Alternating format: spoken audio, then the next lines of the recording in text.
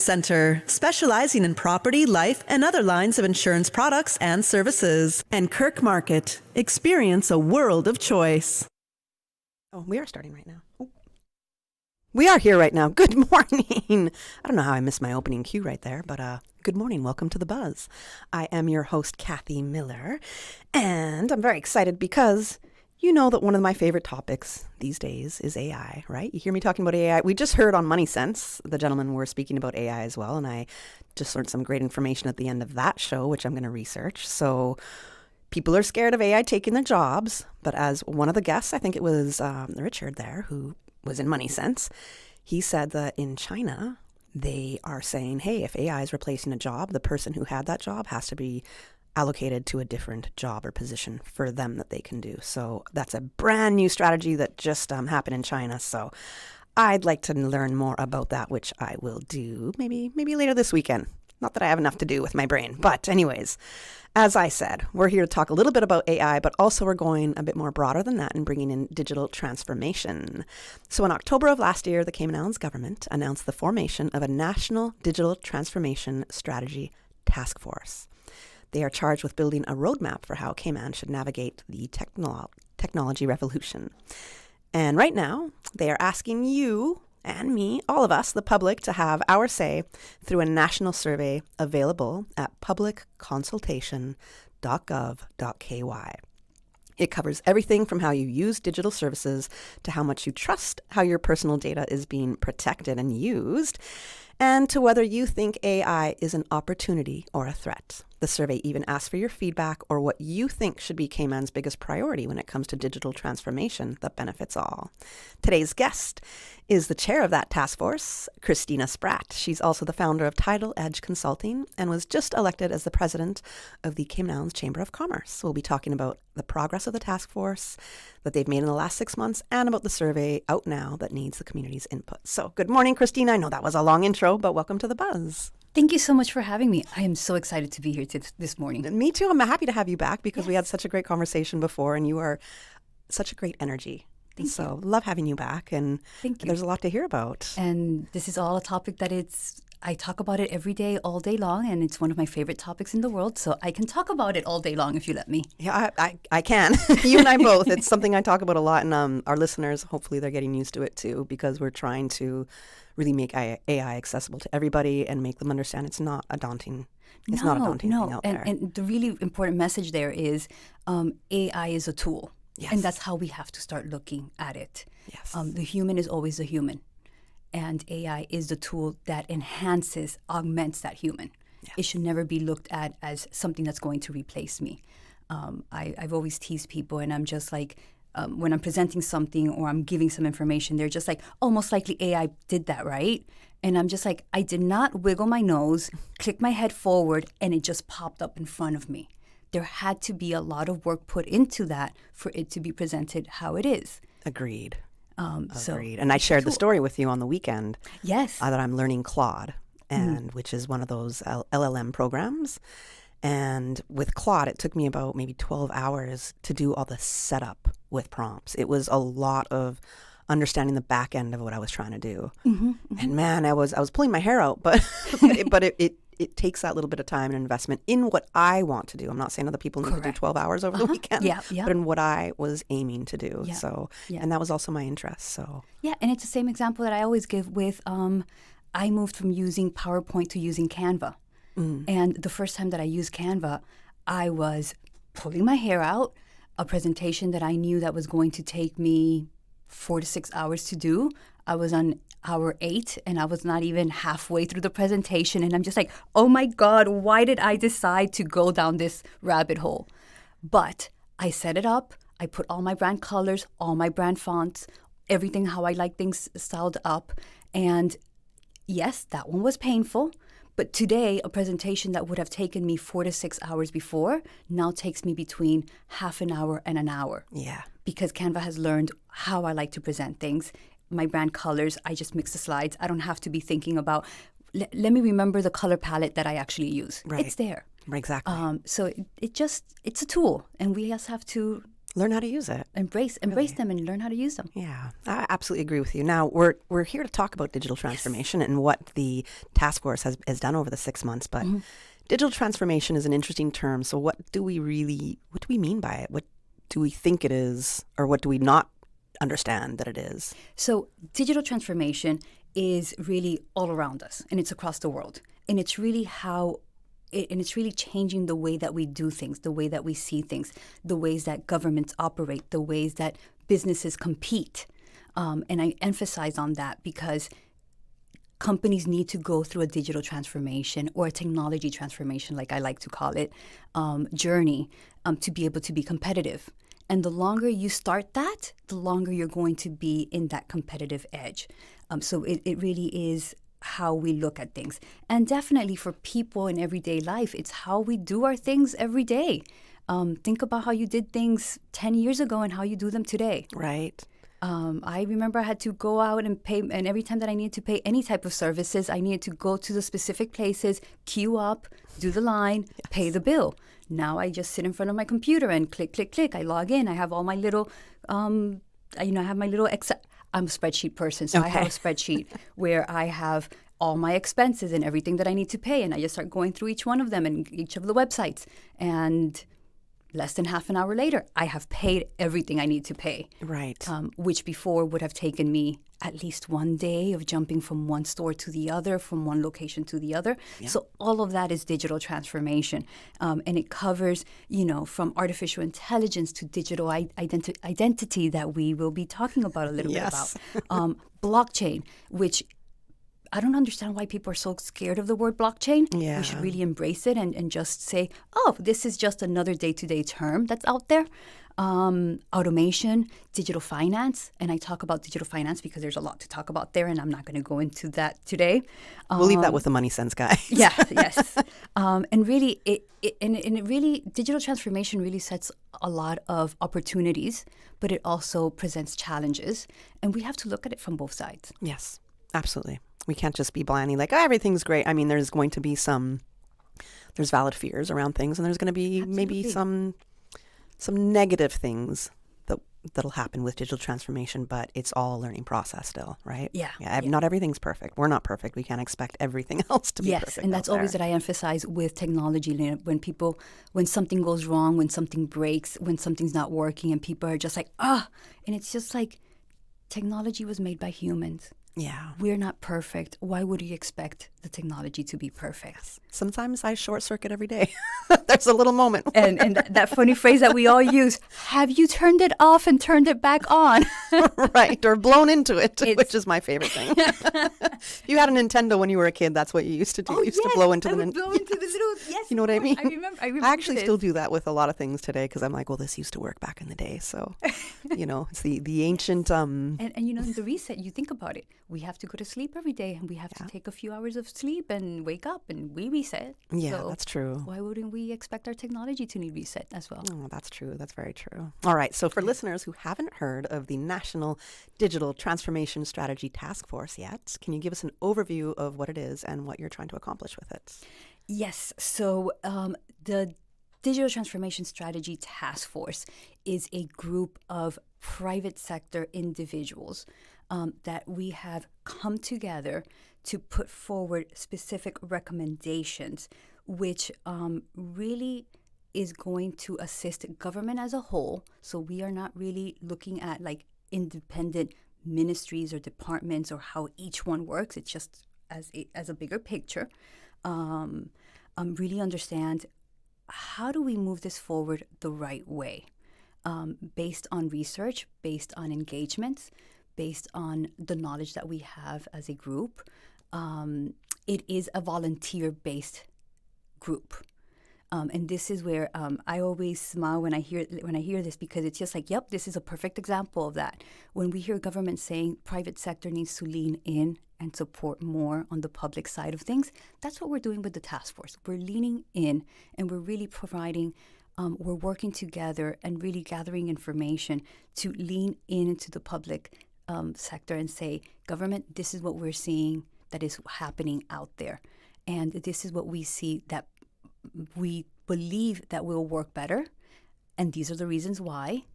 we are seeing this, and this might not work as well, and these are the reasons why. So everything that we are putting together is fact-based. It's recommendations-based. We have had the opportunity to have on island, we've had focus groups. We have had stakeholder engagements where we have really come to understand how things are happening in the background in digital transformation on the island. And, we are really ahead on many things, despite the fact that sometimes we're just like, it's not. Yeah. We are. We are? We are. Okay. And we've also had really great conversations with, we have with experts in Malta and Singapore, in Isle of Man, in the UK. I always say that I miss someone, and I always do miss someone for some odd reason in my mind when I'm saying about the different places that we have spoken to. But those conversations really, and all of them are similar jurisdictions. They have been going through their own little journey, and we have had the great opportunity to ask them, if you were to do it all again, what would you change? And we're taking all that information in, and that's a report that we're preparing. Is there a common theme in what they might be saying and what they would change? Actually, I think that every one of them has gone through their own little journey. Like, I remember that in one of them was saying that they were asking for forgiveness because they were so early on the adoption side of things that people really didn't understand. So they were just like going head in and then asking for forgiveness. I don't think that we are there now, that we need to go down that path. That's just my personal opinion. And that's why I emphasize personal opinion, because with all the hats that I wear, this is my personal opinion. Yes. But it was an interesting approach. And again, there's not really any right or wrong answer in this journey. And the one thing that I have noticed is that countries are very keen to work together and really get it right together. Because the more we globally, because this is really what has changed throughout the technology transformation that we have been going through as human beings. I would say like one of those first markers was the internet. Yes. Of technology transformation and how we started connecting the world. Yep. We stopped just being local individuals where we were much more interested just in our local news and what was happening locally, to being a lot more global. Yeah. We started having more conversations, not with our families and friends that were around us, but also with our families and friends that were globally spread around the globe. Yes. And that journey has continued. And we are in a point right now that I strongly believe that the world's biggest interest is to move forward in digital transformation together, because the more everyone in the world is connected on it, the better it's going to be. Oh, I love that. I love how you just framed that right there. And I agree with you. I think it is something that we all have to embrace and move together. And I've said it before, Dr. Livingston Smith, if he's listening, because he does say he's a fan of the show, what I learned in one of his classes at UCCI was when he talked about societies, and the societies that die are the societies that don't embrace change at all. And I mean, clearly Cayman's not just going to die off. We've always embraced change. Correct. Yeah. Sometimes there's some resistance to it, understandably so, but it's the fact that we do need change in order to move ahead. Otherwise, we're just going to be completely where we are. So I agree, that's 100%. something that's always stuck with me. And even you can apply that in an individual kind of basis. Yes, you know? Absolutely. I always say that you should always try something new, something different. And that always reminds you that you're alive. Yes. I'll be hang gliding next Tuesday off a you mountaintop in Rio. And so. it will remind you that you're alive. It very much sometimes, will. Sometimes I wonder, and I ask myself, how the heck did I get myself into this? And then I'm just like, I am reminding myself that I am alive, Yes. that my brain power can multitask, and that we can do many, many things because we are human beings, and human beings do wonderful things. Absolutely. I just tend to be a little bit more adventurous with It's reminding me that I'm alive. And I started doing there was a point in time, and I want to go back to it. I was doing aerial arts, and when I was hanging from those silks, I'd be asking myself, why the heck am I just hanging my life here? And I'm just like, it's reminding me that I am alive. Wow, that must have been so fun as well. I would love to do that. Yes, I hope we should do it then. Fun. I need to get back. You have a lot going on. I have a lot going on, and I need to scale back a little bit. But I don't see that happening anytime soon. So we're just moving forward. This is your purpose right now. Yes, this is my purpose right now. You can Absolutely. make room for other things when your time allows. Yes. Yeah. And the hats might change a little bit, right? Yeah. So, all right. So Okay. we talked about what the Digital Transformation Strategy Task Force is trying to accomplish, but there's also 3 pillars that are part of the task force. If you could describe that for us. Yes. So when the Digital Transformation Task Force, the Strategy Task Force was created, we were looking at it from a very holistic point of view. And when I say holistic, it's because we can't just look at it from one angle. Digital transformation happens from multiple angles and affects us in multiple ways. So this is where these 3 pillars come into play. The first pillar is digital trust. And what's really important about digital trust is that this is the base, the foundation of what digital transformation should look like. What does digital trust include? It builds confidence, it builds security, it builds resilience. And that's through looking at cybersecurity, data privacy and protection, digital identity, the ethical use of AI and emerging technologies, because it's not just about using them, but it's about using them ethically. Yes. The governance and accountability, which for me, it's like one of my number one conversations in AI. I am a systems engineer. I could really go into the nitty gritty of what AI is and how it works. I really don't care for that. I am so passionate about the governance and accountability side of it, because that's what people really need to start thinking about much more. And then finally, it's having the trust in those digital services. And it's quite interesting because there's a lot of people that are quite, they just don't want to go through some things, and they're just like, no, that's too much information. But then if they want to use a face app or a funny app and they're accepting the terms and conditions, you're just like, accept. Yes. And it's just like, you've just signed your life away in those terms because you haven't even read them, but yet you are looking at this other thing and saying, no, that is not for me. And it's just like, you have to find that balance of where you are willing, what you're willing to give in and what you're willing to do. Anyway, I am going off topic. No, that's digital. This is great. That's digital trust. And that's pillar number 1. Okay. Then second pillar is intelligence and transformation. And it is called intelligence and transformation for a reason. That pillar initially was called AI. But we quickly, discussing it with the group of individuals that are part of the task force, we quickly realized that it wasn't just AI. It really is about how technologies like AI can be used responsibly to improve services, efficiencies, and innovation across the Cayman Islands. And really, it focused about workforce readiness, the digital skills that we have in the country, how our youngsters are going to be growing up. I have a lot of parents that come to me and say, with artificial intelligence, I'm worried about my kids. And I'm just like, you shouldn't be worried. And if you're going to emphasize on something on their studies, I always say use critical thinking. Oh, yes. Critical Which a lot of thinking. people think critical thinking is going to go away with AI. No, at the contrary. AI is predictive. It goes on predictions. Critical thinking, although it might look similar, it is not. And that's when you're using your critical thinking, that's when you are getting the most out of your tools. And AI and emerging technologies, that's what they are. They're tools. So if you are harnessing and really carving into that critical thinking, we were talking about prompts. Yes. What is prompts? Critical thinking. Hmm. Think about it. Yeah. When you're asking a prompt, when you're asking a question, and I even the other day I was watching a movie, and it was hilarious because it was like a mystery movie, and and people were asking the wrong questions, and then when they would ask the wrong question, the lady that had all the information says, "When you ask the right question, you will get the right answers."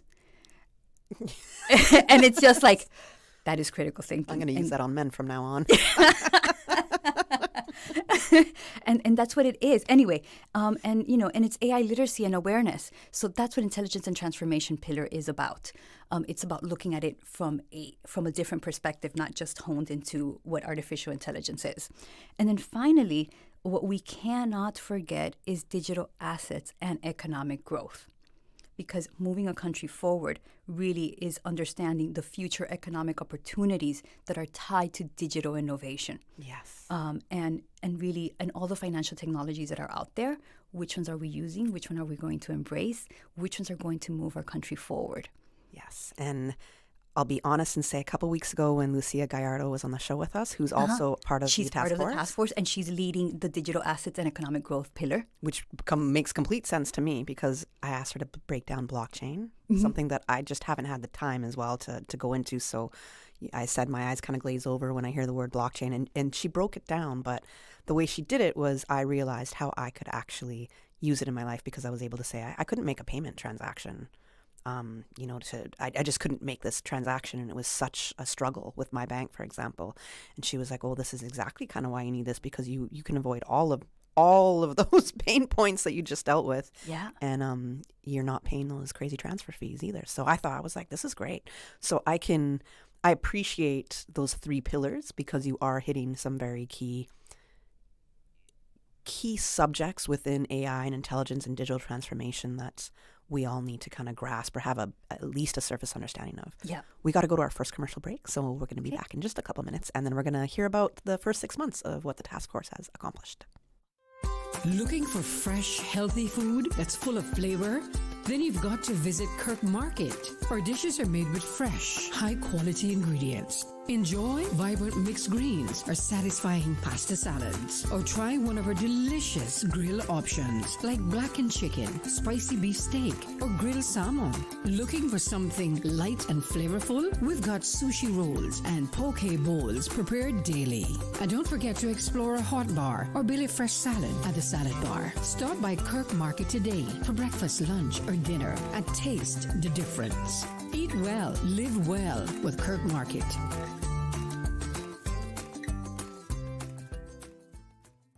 I'm Michael Webster. And I'm Denise Brown of Cayman Insurance Center. Family is not the most important thing, it's everything. We have worked with the community and their families on protecting themselves for the future. Whether it's providing top-rated life insurance or protecting your family's household investment. From our family to yours, we understand and we care. I'm Denise Brown. Call me at 814-7229. And I'm Michael Webster at 925-5433. We are Cayman Insurance Center, specializing in property, life, and other lines of insurance products and services at an affordable rate. We are Michael and Denise at Cayman Insurance Center. Call today. Hello everyone, I'm Joey Hugh. I want to invite you to join us on May 7th from 7 to 9 p.m. at the Seafarers Hall on Victory Avenue in Red Bay. This is a continuation of our PPM listening tour. As we look at development across our islands, we need to balance growth with protecting our environment and our future. Your voice matters in that conversation. Come out, share your concerns, and be a part of shaping the direction we take as a country. I look forward to hearing from you. Get ready to ride for a cause. The Lions Club of Grand Cayman presents Ride for Sight, Sunday, May 31st at 10 a.m. Join your community at the Cayman Turtle Center and cruise through the scenic route to Lower Valley. And it's more than just a ride. Enjoy refreshments after the event and know that every mile helps the Lions Sights program and the LCIF Foundation. Make a real difference in the community. Sponsored by Cayman Distributors and the Cayman Turtle Center. For more info, call 916-7634. That's 916-7634. Don't miss out. Ride for a cause. Ride for sight.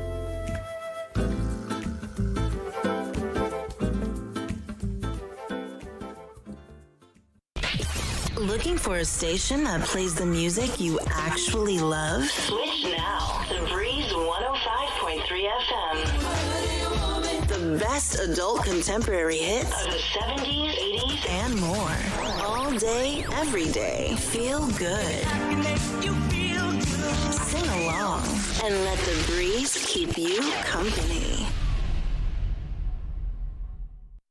Congratulations to Radio Cayman on 50 remarkable years of service to the Cayman Islands. This milestone is not just a celebration of broadcasting, it's a celebration of trust, resilience, and unwavering commitment to our community.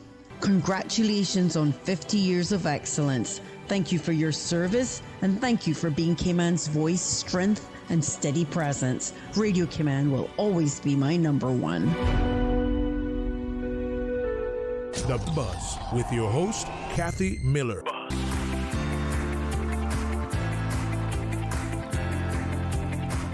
Welcome back to The Buzz. I'm your host, Kathy Miller, and in studio with me, I have Christina Spratt. She is the chair of the government's National Digital Transformation Strategy Task Force. That's a mouthful. For sure. I'm hoping we can abbreviate it somehow. I typically call it Digital Transformation Strategy Task Force. So it's 5 letters, DTSTF. Okay, gotcha. All right. DTSTF. DTSTF. All right. I'm going to work on that acronym right there. Yeah. Oh, you can see I can work. I work on it. I'm just trying to remember it.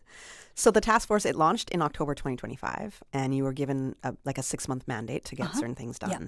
So can you tell us, we're almost near that finish line for the mandate, so can you tell us what the task force has been able to accomplish in these 6 months? It has been a really, really interesting and great journey. And we were very clear from the beginning that it was going to be 6 months, because if we let it could be a year, it could be 2 years, it could be 5 years. There's so much to cover. But what we wanted to do was do that kickoff point of recommendations of what we saw was needed. We divided the time into 3 different phases. The first phase was really to get to discuss and agree what our terms of reference were going to be. And within those terms of reference, we really nailed it down in the sense of each of these pillars have a foundational view of how we're going to present information. And they all cover the same topics over and over. Why? Because they all intertwine into each other. So it cannot be that the 3 pillars are going to be presented as 3 different pieces of information. It's all of it at the end of the day is one big chunk. So the first phase was really focusing on those terms of reference. When we were talking about those terms of reference, we actually realized that it was really important for us to really get to understand a baseline of what has been happening, how has Cayman been evolving on digital transformation. And that really came out in that first phase. So then we started scheduling baseline meetings to really understand this. And honestly, it has been an amazing journey to have those baseline meetings. We still have a couple of baseline meetings to finish to really get that big finish full picture. So I can't really say that any of the phases has been fully completed because there's always one little thing here and there, loose ends that we need to tie. But we will get there, and we're almost at the end of the time that we have promised ourselves more than anything else that we were going to spend on this. Again, I always remind people the task force is 9 individuals of the private sector that are busy bees in their own rightful way, that are giving up time to be part of this. And we have to always be respectful of that. I love people that are respectful of my time, so I try to be as respectful of other people's time as possible. So that's why it's 6 months. So that was the first phase, that it was really getting those terms of reference to the point where I'm so proud of that document that we have. It's for internal use for us, but it really keeps our north, that every time that we try to stray away from what our north is, we go back and say, is this included in our terms of reference? Mm-hmm. No, it's not. We move back to our focus. Yes, focus, because it's really easy to stray. Right. The second phase was really having those engagements with experts and doing our research and really understanding what's happening globally. What are other people talking about? And in those conversations, we had these stakeholder meetings, really, really meaningful stakeholder meetings. And we also have been having focus groups, where the focus groups is really having conversations with individuals within our community, our country, our businesses, our tech world. Really grateful of everybody that has attended the focus groups. I apologize if somebody wanted to be part of the focus group and was not. Again, it's such a short period of time that we just don't have the bandwidth for it all. But then it takes us to the surveys that we'll be talking about in a few minutes, because that one is covering everybody. Yes. And then on the final stage, the third phase is where we are really focusing on the surveys, that it's whole country. We really want and need the scope of everyone to be part of those surveys. Those surveys were created by us. These surveys were not created by a specific company that dedicates themselves to surveys.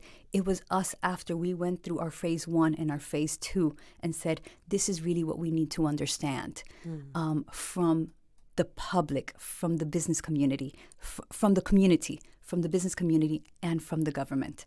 And each of these surveys serves a very specific purpose. And that's where we are right now. So we're gathering all that information. And after we finish our surveys, we will be working on writing that final report. Okay, which would be very soon now. We're on one of the surveys right now. We've got a public consult that's out right now, which we're going to talk about. So can you walk us through what the main objectives of the current survey that's out right now that you would like the public to engage on? What's the main objectives of this survey here? Yes. So actually, the 3 surveys are out right now. Oh, there's 3? There's 3. There's one for the community. That's the one that everybody can find. That's the one I did. That's the one that okay. Yes, that's the one that you did. And that one is really focusing on the public, on the community, everybody. And that one includes from your elderly person to a high-techy person. Yeah. Each of the surveys are serving a very, very clear and accessible language, or at least as clear and accessible as we were able to really put it down. It was very clear. Yeah. Good. Yes. Good. I am happy. I'm happy to hear that. And is it perfect? No, it's not perfect. It was done by humans. We're not perfect. The survey will not be perfect. But for me, it was a really good starting point to have a national conversation about digital transformation. Then there's other 2 surveys.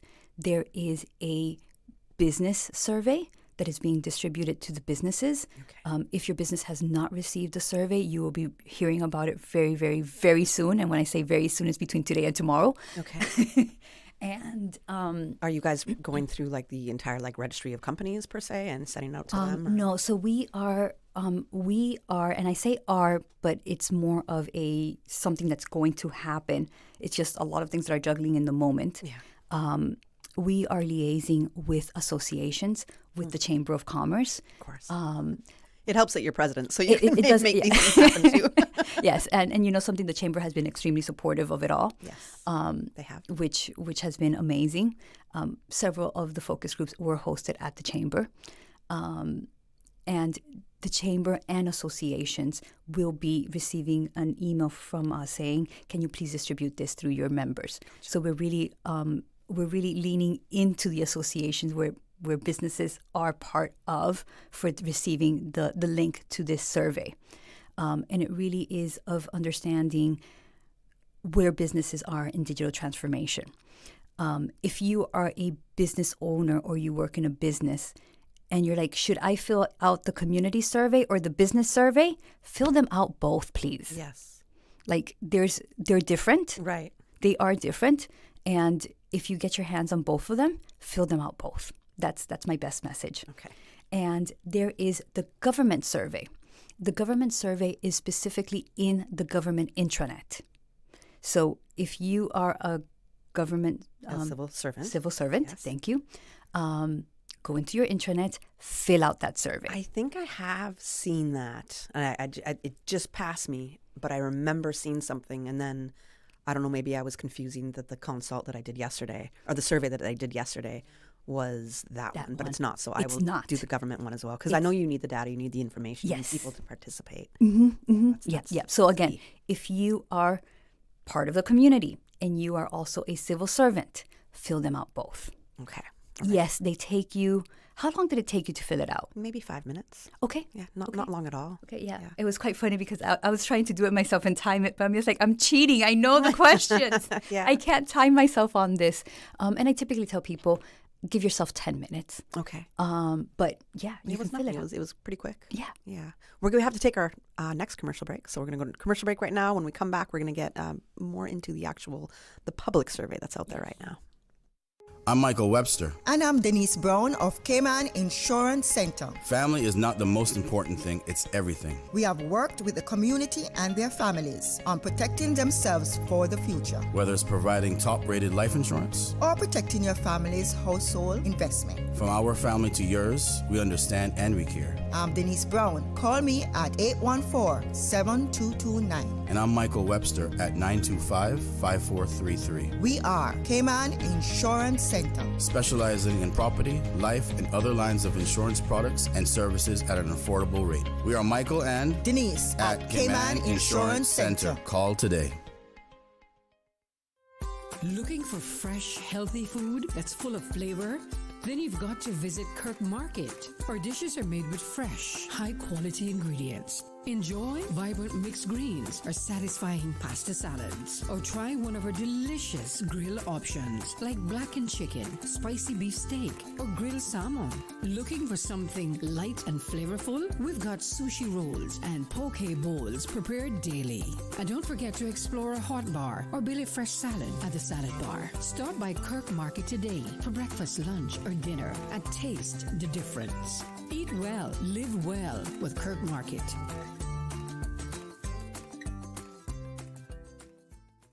Hello, everyone. I'm Joey Hugh. I want to invite you to join us on May 7th from 7 to 9 p.m. at the Seafarers Hall on Victory Avenue in Red Bay. This is a continuation of our PPM listening tour. As we look at development across our islands, we need to balance growth with protecting our environment and our future. Your voice matters in that conversation. Come out, share your concerns, and be a part of shaping the direction we take as a country. I look forward to hearing from you. The 615 Weather Report, Monday through Friday, is proudly sponsored by CG Britcay. Insurance, health, pensions, life, where people come first. The Buzz with your host, Kathy Miller.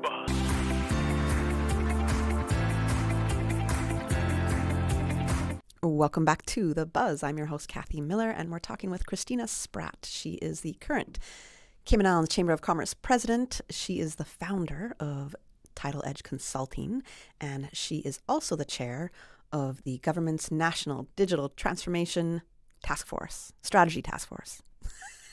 It's a big name again. Yeah. You can take away the national word at the beginning. All right. Digital Digital Transformation Strategy Task Force. That's good. Thank you. I appreciate that.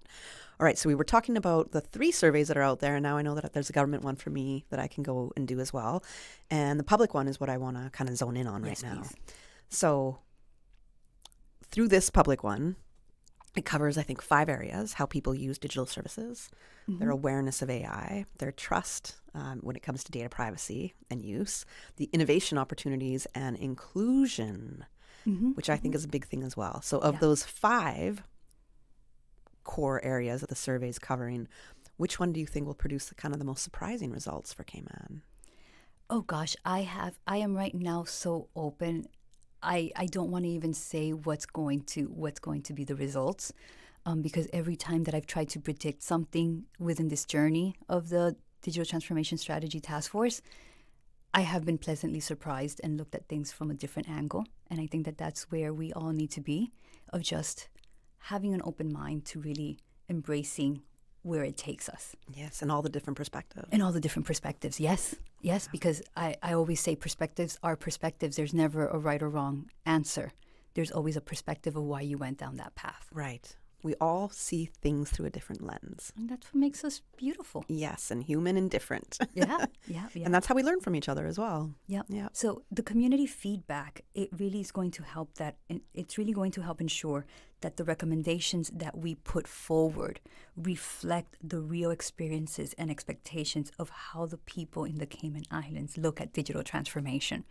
And that's why I'm just like, please, like I feel that I feel that I'm going to have like a T-shirt made or something with the QR code and just wear it around this weekend and just say, please fill out this survey, because it is so, I cannot emphasize enough how important it is for our community as a whole to fill out the survey. And if you're in a household and you're the one that has a tablet, please fill it out and pass it on to the next person in your household for them to fill it out. I agree. I don't think, I'm glad we're having this conversation because at least it'll help get the word out there. But I didn't even realize, because the survey, you have to, is it May 11th? That's the deadline? Yes. Yeah, which is Monday. Yes, yes. So I didn't even realize about this survey until yesterday. So we purposely have a very short window on it. The reason why we have a very short window on it, and again, this is my thought process. Typically, when you tell people you have 30 days to fill something out, what typically happens? Well, I can tell you I procrastinate. So I will wait until the day 28. Yes. To fill it the out. Final hour and minute. That's exactly it. And the reality is that the task force is on a short term. We don't have 2 to 3 years to put these recommendations together. So time is of the essence for us. So they were launched on Tuesday, and the survey is out there until Monday. So we have the weekend to sit down, fill it out. Okay. Like I said, for me, it only took 5 minutes. Yeah. So for most people, I'm sure it'll only take you 5 minutes, 10 at the most. Yeah. I am getting some considerations on the side. They're just like, we might need to extend it a little bit longer. I'm just kind of hinting that might happen, but please operate as if it's not going to happen. Yeah, don't hang on that. Don't hang on. Know. Don't hang on to that. We really want the community's feedback. It is so important to have that feedback. And I'm just going to jump into right away to the how we set the answers to those questions in there. Yes, because you have, I don't know, or I don't have enough information. That's part of your option in answering, which I'm going to tell you I really appreciate, because I had a survey done with me the other day from the ESO. And I really wish there was an option of I prefer not to answer this question. It completely shook me that I had to answer certain questions, and I didn't want to. So I like the fact that you had the option of I don't know, or I don't have enough information, or I know a little, or there was another scale if you are experienced. Yeah, and the reason for that is because we really are working on getting that community feedback. Yes. And it is okay not to know. Like, I have had people, I have so many certifications on AI that sometimes people look at me and they're just like, how the heck do you have the time to do all of this? But I've done it because I want to be more knowledgeable on the topic, because it's my bread and butter. This is my livelihood. So this is why I do it. And it's constantly changing. So you have to constantly keep up with those changes. That's exactly it. But it doesn't mean that I know every tool and every app that's out there for AI. And sometimes I have people saying, I'm surprised that you haven't spoken about this app. And I'm just like, I don't use it. Why would I even know about it? Those are the kind of people that just want to pull one over you to be like, well, this is what I know. There's always going to be some of them as well. Yes. But you're right, there's so many. There's so many. And it's perfectly fine to say, I don't know. There is no shame. There is no, how could you not? If you don't know something, you just don't know it. And that's perfectly fine. And that is information on its own. Because that tells us maybe this is something that we need to talk more about. Right. This is maybe something that the community needs to understand better to feel more comfortable on. Or we need to have a big public education campaign or awareness campaign about it. That's exactly it. And the other thing is that if I don't have enough information, but I'm forced to pick an option that's on the survey, what's going to happen? I'm going to go eeny, meeny, miny, mo. Right. Which is the one that sounds best or prettiest to me. Mm-hmm. Is it the right one? Is it the one that I believe on? Most likely not. It's just the any, mini, miny, mo option of it. Yeah. Or what they might want to hear. Exactly. So I do ask the community, just if you're not sure, if you don't have enough information, just feel comfortable of hitting that, I don't know. There's going to be people out there, I assure you, that will know. All right. I like that. Now, the survey talks about digital inclusion. As we mentioned, that's what the public survey is really trying to hit, all kind of sectors of people and making sure everybody's connected. So Cayman does have a very diverse socioeconomic background, different levels. And we have high income professionals. We also have people who are very tech savvy. and savvy and that work in industries and utilize modern tech. We have elderly Caymanians and the elderly population that some have never even opened an app before. They don't deal with anything digital. And then we have people who live on the sister islands that don't have the most reliable connectivity 100% of the time. So when we're looking at that, and then there's lower income households who might not have any internet connectivity or any digital devices in there. So when we're looking at all of that, how does one survey capture an accurate snapshot of Cayman's knowledge of digital tools? Especially in that small frame of fill this out. Yeah, I know. And that's, something that's a great question. And what I like emphasizing is that the task force is not here to boil the ocean. We're not here to answer all the questions. We're here to be able to give that initial set of recommendations. Okay. Digital transformation, and I think that is something that's very clear when we're talking with everyone about digital transformation. Digital transformation does not happen on its own. It does not happen if only certain people in the community do it. Digital transformation only happens the right way when the country as a whole, as a community, moves forward. No one is left behind. And when I say no one is left behind, is everyone that you just mentioned. From the person that does not use it at all. And you might not use it at all for many, many reasons. I know people that simply are just like, I do not like technology. I do not like digital services. I will not use anything. That's fine.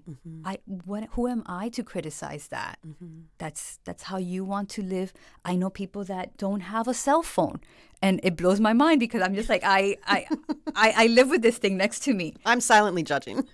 You're better than me. I'm silently judging, but yes. We all choose to live our life however it is that we want to live it. But that does not mean that we need to just close our eyes and pretend that does not exist. And that is really important in that inclusion of everybody in digital transformation. That you decide not to use digital tools does not mean that you should just be 100% ignorant or not knowledgeable. Ignorant, I feel, is a very strong word. It's not knowledgeable. But I think it's a choice as well. It's a choice of, do I want to step outside of my comfort zone and understand digital transformation and what's out there digitally or not? Am I choosing it, or am I just simply saying, I don't know, and that's my best reason to not be included because I'm just going to stand on my 2 feet and say, I don't know and I don't care. That's also fine. But that's part of the digital transformation strategy, that everybody goes together. Nobody's left behind. And if somebody's left behind, it's their own choice. Their own choice. It's not just because it happened. And it's okay, as you said. It's okay. Choose to, I guess, be left behind per se. But, we talked about change and what happens when you don't implement change. Stagnation happens and things die off. And you don't want to be that person who just, maybe you do. But we want change because that's how we progress. Yes, and as how we develop. And as human beings, we thrive on change, even when we're resisting it. It's part of us. Look at us. Even when you learn something and you implement that new knowledge, you're changing your behaviors and how you might have approached something. Absolutely, something very, very tiny. Absolutely. This is change. I look at myself and I'm just like, I was about to say my age. I'm not going to disclose my age.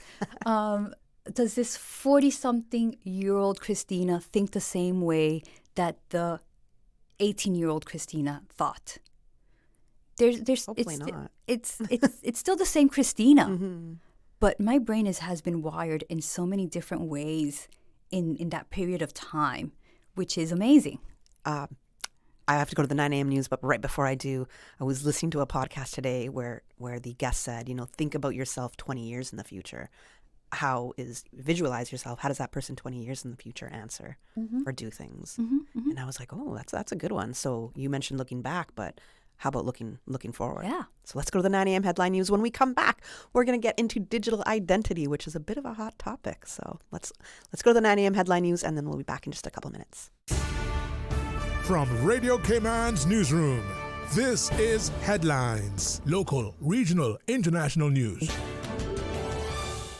The headline news is brought to you by Kirk Market and Health Services Authority. The Water Authority is advising customers of an emergency leak assessment taking place today on Bimini Drive in Georgetown East. They'll be doing the assessment in response to low pressure in the area. You can expect intermittent service between 10 a.m. and 2:30 today in the area. In international news, 2 people in a serious condition who were evacuated from a cruise ship with a confirmed outbreak of deadly hantavirus have arrived in the Netherlands for treatment. A 3rd passenger is in stable condition on board an evacuation flight that has been delayed. The MV Hondius is now sailing towards Spain's Canary Islands after being anchored for 3 days near Cape Verde. The 3 evacuees are British, Dutch, and German. Oceanwide Expedition says the 65-year-old German evacuee was, quote, closely associated with a German woman who died on board the ship on May 2nd. And 3 women with links to the jihadist Islamic State group have been arrested on returning home to Australia following years of detention in Syria. They are all Australian citizens. A 4th woman in the party, which includes 9 children, was not arrested. The group are the subject of heated political debate in Australia, with the government saying it would give them no help to return. The children, thought to be between the ages of 6 through their mid-teens, are to get psychological support and be assessed for possible radicalization. Those are your headlines. I'm Karsley Fuller. More news available at www.radiocayman.gov.ky. Check out our social media pages: Facebook, YouTube, X, formerly Twitter, Radio Cayman Headline News.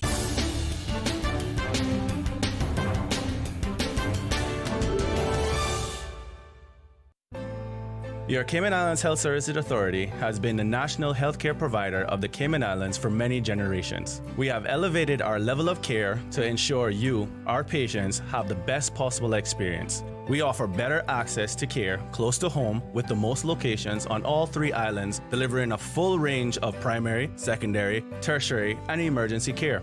HSA is a JCI accredited organization, and we are committed to caring for you. Looking for fresh, healthy food that's full of flavor? Then you've got to visit Kirk Market. Our dishes are made with fresh, high-quality ingredients. Enjoy vibrant mixed greens or satisfying pasta salads. Or try one of our delicious grill options like blackened chicken, spicy beef steak, or grilled salmon. Looking for something light and flavorful? We've got sushi rolls and poke bowls prepared daily.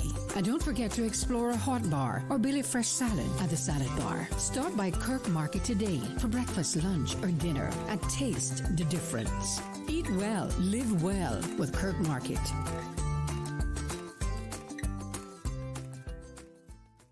The Buzz with your host, Kathy Miller.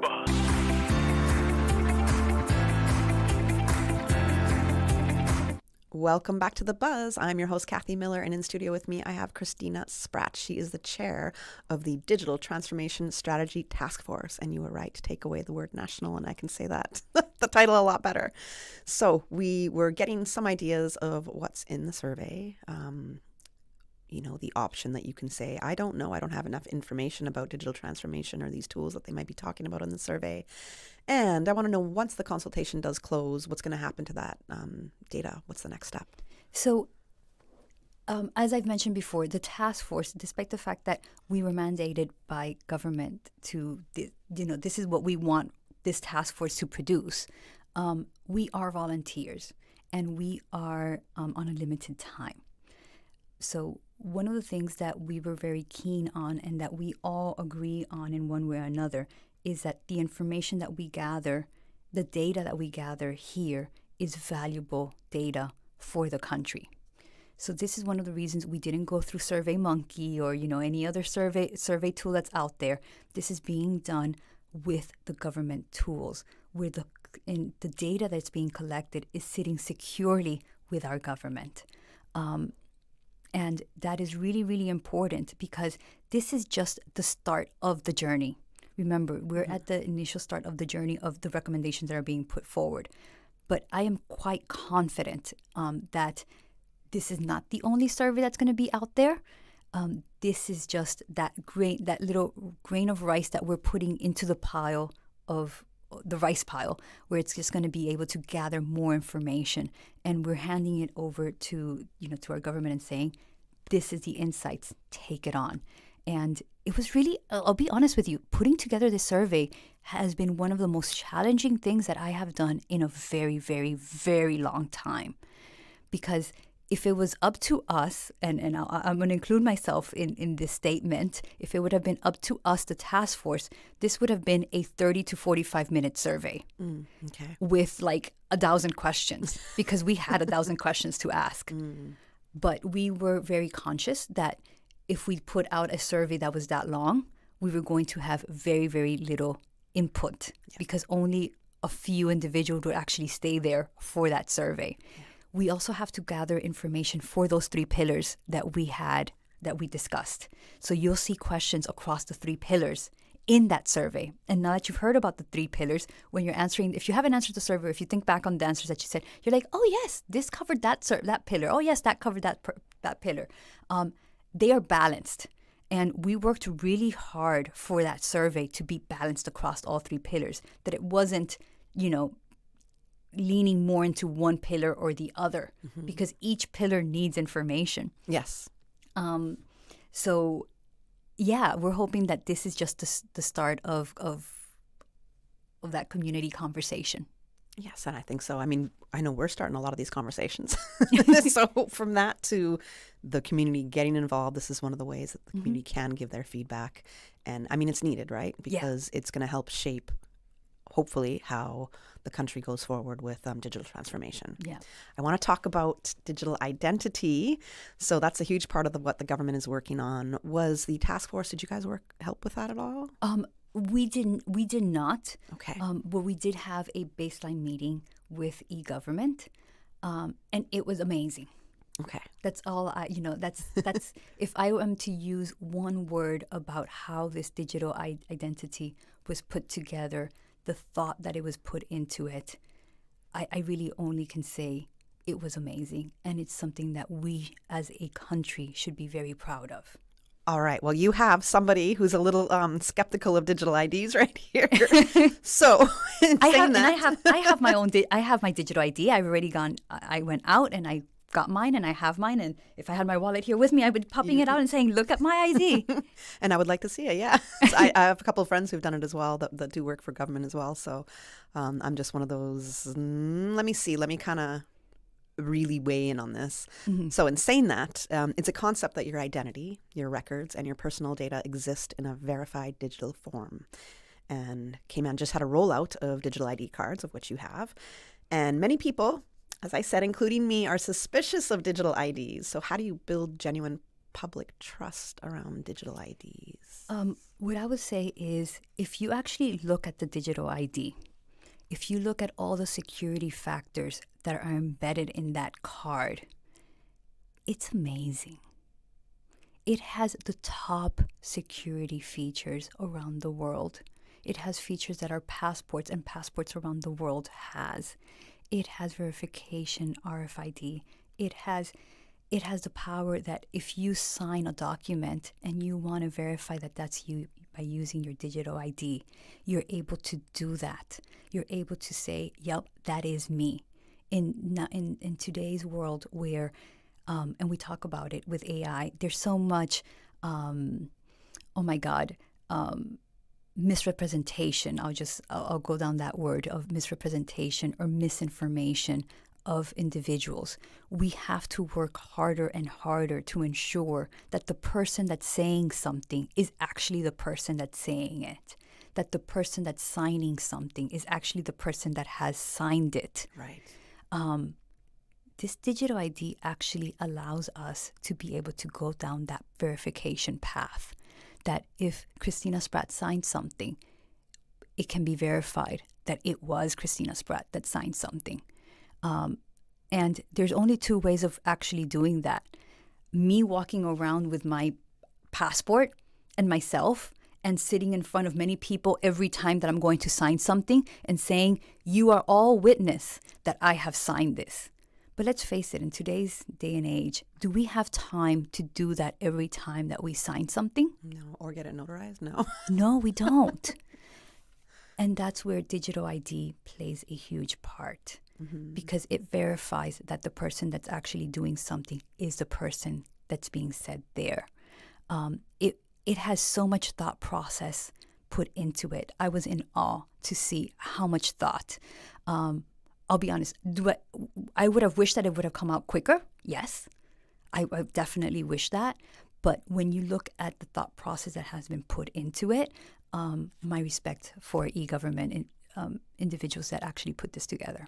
Okay, well, that's my opinion. I guess, I don't know if it's a misconception, but one of the, I want to say, criticisms towards, there's cases for it and cases against it. So the cases Absolutely. against it, which, there's valid concerns, include, the government will be able to track every single thing you do. Every time you use your digital ID to verify a payment or verify your signature or anything else, to check into something, like a ping gets sent to them, and your every move is being tracked. Mm-hmm. I don't like the idea of this. I also don't know if that's 100% true, because I don't know the technology that these digital IDs include. And maybe this also involves a conversation me having with e-government to be like, let's really go through this, because I understand that there's something called the phone something technology that these digital IDs have. It's like a term that's used. Okay. I didn't write it down. And which does exactly what I described. Every time you use it, a ping will be sent back to the government saying, Christina just checked into this hotel. She's at this restaurant. She just bought this at the grocery store or at the pharmacy or whatever it might be. Is that a misconception, or is that a very real thing? Because that scares me hugely. I look at it from a different perspective. Okay. And again, perspectives are perspectives. Yes. At the end of the day, I use Alexa at home. Alexa is sitting all around my house. Alexa hears all my conversations every day. So I perfectly am quite comfortable with somebody out there in the world knowing exactly what Christina is talking about at home, because I have Alexa at home. And I have made peace with that. Okay. Because I do not want that. Yeah, a lot of that. Yes, my house is a private place. Yeah, that's exactly it. And I have made peace with that. Mm-hmm. Look at it from a different perspective about government being able to track you. How awesome it is that you, in the future, will be able, while digital ID is being more implemented and more put into place, you as an individual will actually have more control of who is checking your information out. Because it's a two-way street. As you are able to put in there and verify with your digital ID of this is what I'm doing, you're also being known that this person actually looked at your information at a period of time, because everything has a stamp, a date time stamp, and who looked at your information. So right now, I'll just put an example out there. Right now, if you go to a bank and you're working with your teller, and again, it's not right or wrong, I'm just giving a very, very live example. When you are talking to the teller and you are giving them your bank information and stuff, that teller can look at your bank account and say, this person has money in their account. And I'm not saying that the teller does that, because, again, this is where ethics comes in. Mm-hmm. If that teller is in a malicious point of view, they can go out and say, this person has a significant amount of money in their bank account. I would like to know if after I went to that teller and that teller saw my information, if in the future that teller actually came and accessed my information again and reviewed my information. And why did they do that? Right. So it's a two-way street. As somebody else is being able to check and see what you've done, you're able to verify who's looking at your information. Why are they looking at your information? How much are they looking at? How much of your information they're looking at, and why are they looking at it? We don't have that today. And when we were having the conversation with Estonia is one of those countries that is really far ahead in their digital transformation journey. Wow, okay. I don't know why I'm surprised by that, but they are so ahead, and I was amazed in awe of how they are. They've already gotten to that point where people have full control of the data that they have in their digital IDs, where people can know who has looked at my information and question, why did you look at my information? What business did you have to look at my information? Mm-hmm. If that stamp wouldn't be there, I wouldn't know who's looking at my information. Today, My information is sitting on a paper file somewhere that I can perfectly get my file, put it together, and say, Kathy, you haven't, nobody needs to know this, but here you go. This is this person's information. Take it.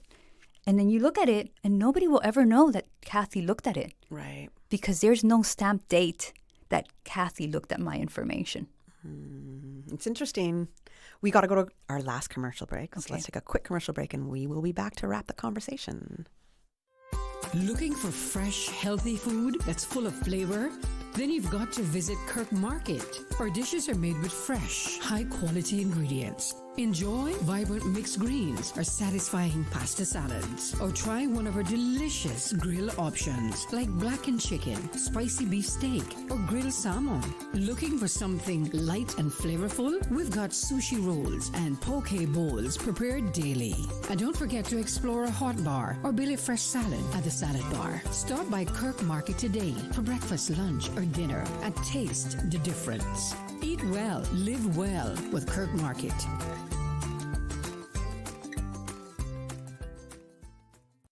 I'm Michael Webster. And I'm Denise Brown of Cayman Insurance Center. Family is not the most important thing, it's everything. We have worked with the community and their families on protecting themselves for the future, Whether it's providing top-rated life insurance, or protecting your family's household investment. from our family to yours, we understand and we care. I'm Denise Brown. Call me at 814-7229. And I'm Michael Webster at 925-5433. We are Cayman Insurance Center. Specializing in property, life, and other lines of insurance products and services at an affordable rate. We are Michael and Denise at Cayman Insurance Center. Call today.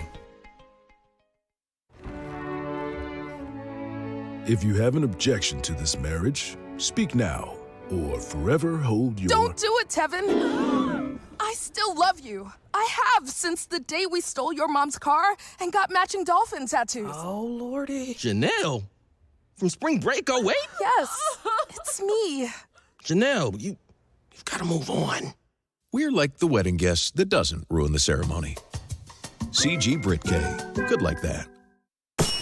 RC Fusion is proudly brought to you by TCE Paint Shop, Farmers and Artisans Retail Market, and My Canda Cleaners. RC Fusion, weekdays 10 a.m. to 12 midday, right here on Radio Cayman 89.9. RC Fusion. Radio Cayman Energy. With your host, Kathy Miller.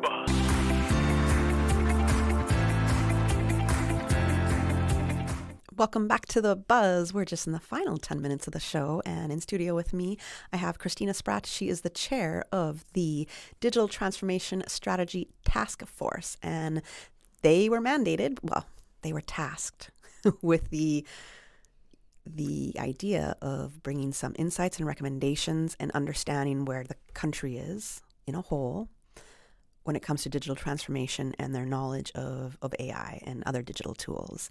So that's what they've been doing these past 6 months. There is a survey out right now that the public can access. It is at publicconsultation.gov.ky.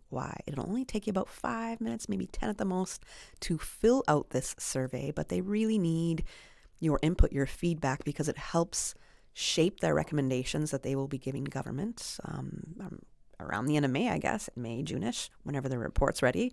And it's going to help, as I said, shape how the country is going to be moving forward with digital transformation. So it's really looking at all sectors of people and trying to grasp everybody's knowledge, or if you don't know, you have those options of filling that info there too, which is information. As Christina said, when you say you don't know or you don't have enough information, that's huge information to them, because it means basically the country's got to be able to somehow educate you on this. So yeah, I like the survey. I just want to go back to the digital IDs so we can just kind of wrap on that topic. But we talked about some misconceptions surrounding digital IDs. Now, what's the case for them? For digital transformation to move forward, and I remember that this was one of the conversations that I was having with the task force initially. At that initial conversation, we really didn't understand where the country was at with digital IDs. We did not know that they were about to roll them out. We knew that there had been the conversations going around, that it was going to happen, but why haven't they been rolled out? For us to interact correctly with digital transformation, we need digital identification. I'm not the one that wrote the case for digital ID, so I'm not going to be the most first person in what is the case for it. But I can assure you that digital transformation cannot move forward effectively if we are not able to have a digital identification that is secure to be able to say, this is me. It has so many benefits that me personally have, and we can come back and really have a conversation of the nitty-gritties of all the benefits that that digital identity has. For me, the benefits of a digital ID completely outperform the negatives of a digital ID. Nowadays, if you think about it, how much of our information we share out there. If you have a phone and you unlock your phone by looking at it, that means that your phone, be Apple, be Samsung, be whatever brand it is, has your physical recognition that it can recognize you to unlock your phone. Where is that information going? Yes, that's the reason why I don't use that feature. Yeah. Yes. But if you go to an airport and you're getting on an airplane, right, they're doing it there anyway. They're doing it there anyway. Yeah. Sorry, Kathy. No, I know border control, that kind of thing. I'm like, I hate to burst that bubble on there. It's already happening. I'm just trying to have, as little of these facial recognition. And again, that's storage places, I guess, for me.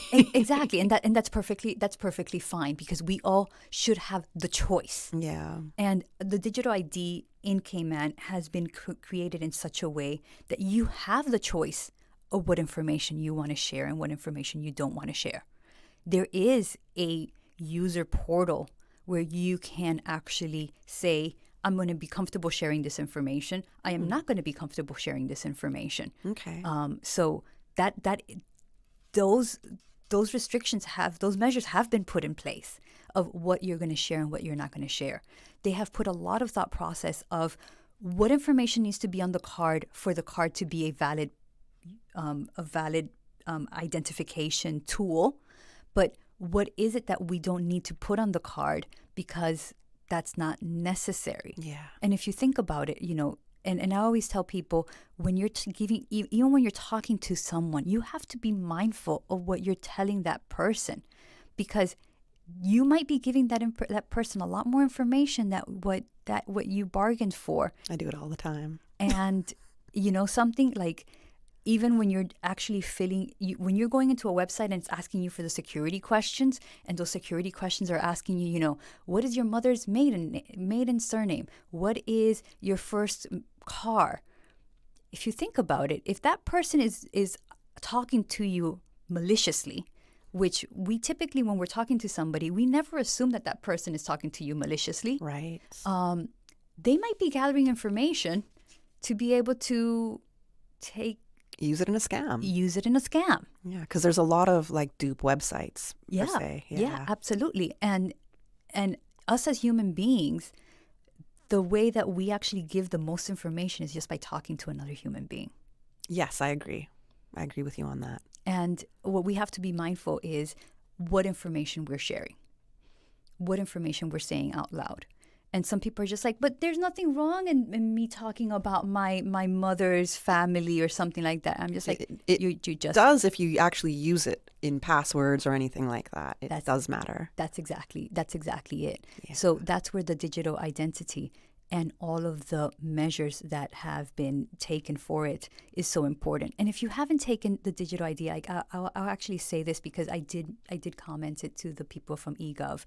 I was so impressed of how the individual that was working with me to get my digital ID was walking me through the whole process, explaining to me what they were doing, the security measures on the card, the all the different features of it. And it was just like, do you want me to help you set it up? They literally sit down with you there, and if you wanted them to help you set it up, they will help you set it up. I was just like, nope, I don't want any help because I want to go home and I want to play with it myself. Yeah, figure it out. Yeah. But that was me. Yes. But there's going to be people that are going to be like, something, I'm not going to figure this out later. So let's do it together. Do you know if it's something that will completely replace, like, for example, my driver's license or my passport? Because, if I have the option of I can show my digital ID or I can show my license. Well, it's definitely the possibility is there. Am I the one to say yes? It's going to replace it? No, I'm not. I don't have that. You don't have enough information. I don't have enough information to say that. But it would be amazing. It would be amazing. But then again, I would, as a user of digital ID, I would have to opt in to share my driver license information within the digital ID information that I am sharing. Okay. Because if I opt out of sharing that information, no, I can't use it because I've opted out of sharing it. Okay. So that's part of when you're setting up your digital ID, what you can share. Well, I can't remember if your driver's license is something that can be shared. Okay. Right now, they're separate. Gotcha. Right now, they're separate. I look at the future and things like that. I would love it because I can't be bothered of carrying so many IDs. So I would definitely love it. The digital ID is set up to be able to handle that. They have created it in such a way that it is future proof. It can really grow to have its own beautiful ecosystem. Okay, I was just going to say that word, ecosystem, yes. We only got a couple minutes left, so I want to make sure if there's anything else that you want to leave our listeners with, whether it's in regards to the survey or the task force, you have a couple minutes to do so. The surveys. Okay. For me, that my number one, like if you have spoken to me in any way, shape, or form this week, you laugh because all I talk about is the survey. Everybody around me is going crazy saying, okay, Christina, we understand that the surveys are important. I cannot emphasize how important the surveys are. And I actually have here, and I'm actually looking at my little notes here, because I want to just make sure that I emphasize digital transformation affects all of us. You like it or not, you want to be part of it or not, it affects all of us. These surveys are an opportunity for everyone in the community, the businesses, and the government to contribute to conversations about Cayman's digital future. I really get uncomfortable when people say, I didn't have the time to say my piece. I was not asked. This is a time. Please take a moment and answer it. Be part of the conversation. Don't just be part of the complaining afterwards of, I was not asked. Take the time. It's just 5 to 10 minutes. Grab a coffee, grab a tea, grab a lemonade, and fill it out. It is your time, and again, it affects all of us. If you like it or not, if you don't want to be part of it or not, it is. So just take a moment and fill it out. I don't have enough knowledge for it. Well, that's why there's fields in the survey that if you're not comfortable answering something because you don't have enough information, you can simply say, I don't know. And that's information on its own. It is. Okay, excellent. That's a great way to end the show. Thank you so much. It was great to have you on. I love being here. Thank you. I like having you, and we have to do it more often when you can, because I know you have so much going on. So I appreciate you taking the time. I really do. And for giving some more insight to our listeners as well. And for all of us to understand why we should participate in this survey, and also breaking down a little bit of the digital IDs. And I think that's a conversation I definitely need to have again, and get e-government involved with that, so we can bring people more to an ease of it. Because I know there's people who love it, people who are just, whoa, I don't know. Yeah. So I think it's something that we need to have more discussion around it. Absolutely. You can see that I'm one of the ones that loves it. You love it, yes. I love it because it's... And I'm suspicious of everything. So. Which is fine. Yes. Which is fine. I want to let our listeners know that I won't be here with you for the next 2 weeks. You're going to be having, I think OC is going to be filling in for me. So thank you, OC. I appreciate it.